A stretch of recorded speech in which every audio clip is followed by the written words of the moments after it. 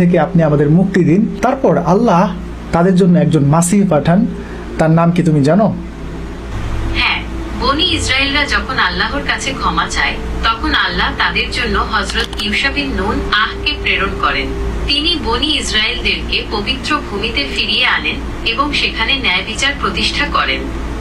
তারপর যখন ইউশা বিন নুন আলাইহিস সালামের জামানা শেষ হয় তখন এই বনি ইসরায়েলরা কি করেছিল? ইউশা বিন নুন এর মৃত্যুর পর বনি ইসরায়েল আবার পথভ্রষ্ট হয়ে যায়।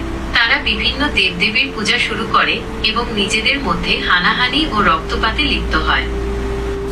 তারপরে আল্লাহ সুবহানাহু ওয়া তাআলা তাদেরকে এই পবিত্র ভূমি থেকে বিতাড়িত করে দেন, তাদের উপরে একজন শক্তিশালী শাসককে চাপিয়ে দেন এবং এই বনি ইসরায়েলরা আবার তাদের ভুল বুঝতে পারে এবং আল্লাহর কাছে দোয়া করতে থাকে, হে আল্লাহ, আপনি আমাদের জন্য একজন মাসিহ পাঠান। আল্লাহ আবার তাদের জন্য